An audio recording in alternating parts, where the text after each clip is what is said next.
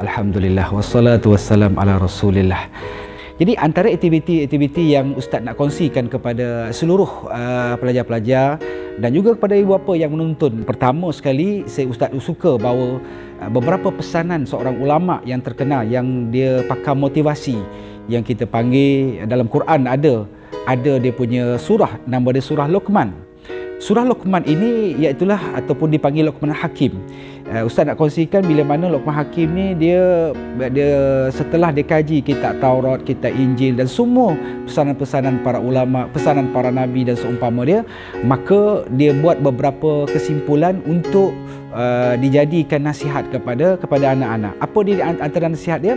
Yang pertama sekali kata Luqman Hakim, apabila kamu solat, tolong jangan lupa kepada Allah. Jadi makna dia pelajar-pelajar bila musim cuti sekolah ini perlu kita ingat semayang tak cuti, sekolah saja cuti. Semayang kita tak pernah cuti. Jadi jangan sampai kita semayang subuh gajah pula.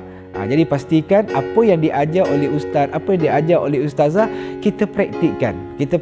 Jadi makna dia pastikan solat jangan tinggal. Sebab apa? Solat ini punca ibu segala kebaikan-kebaikan yang kita nak buat. Tapi kalau pelajar-pelajar mengabaikan solat, kita kena ingat bagaimana kita telah mengabaikan bukan perintah mak bapak, bukan perintah ustaz, tetapi kita mengabaikan perintah Allah Subhanahu Wa Taala. Itu yang pertama ustaz ingatkan, solat jangan kita abaikan dan cuba sedaya upaya kita jadikan solat kita ni solat yang terbaik. Itu satu.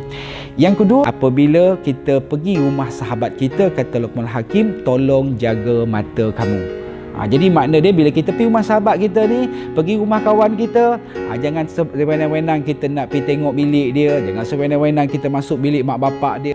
Baik, itu yang kedua pesan ustaz.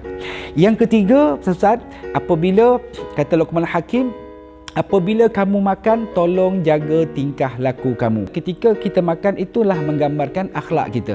Dan ibu bapa cuba pantau anak kita. Tengok bagaimana keadaan anak kita makan. Sebab tu bila makan ini, dia menggambarkan itulah akhlak kita yang sebenar. Jadi sebab itulah bila makan, ustaz nak ingatkan, Ustaz ada pengalaman yang apa dinasihatkan oleh guru ustaz.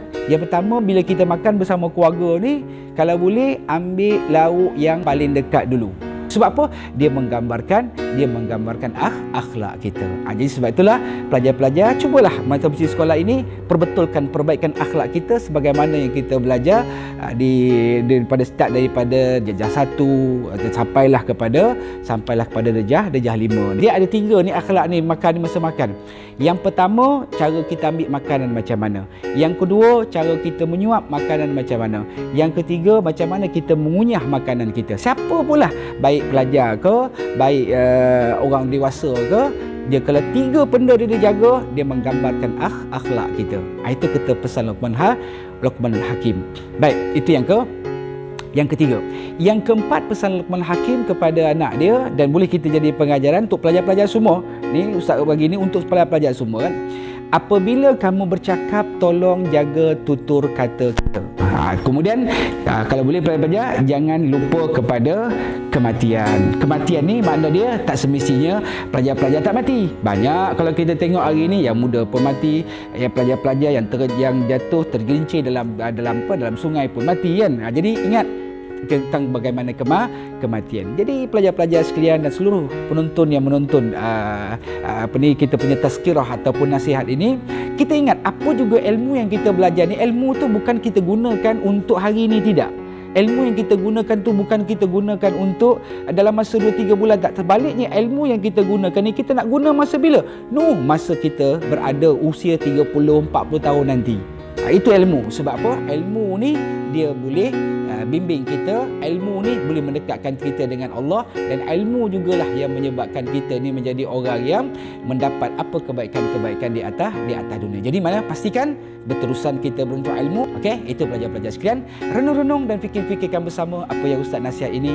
Jadi mudah-mudahan nasihat ini memberi manfaat. Bukan ustaz nasihat, tetapi siapa dia? Seorang ulama yang terkenal, nama dia Luqmanul Hakim, nasihat kepada anak dia. Jadi mudah-mudahan ada manfaat apa yang kita kongsikan. Jadi ustaz ucapkan selamat bercuti kepada pelajar dan selamat kepada ibu bapa yang membimbing anak-anak, dan saya doakan semua sekali menjadi anak yang soleh. Soleh maksud soleh baik pada pandangan Allah dan baik pada pandangan agama. Okey.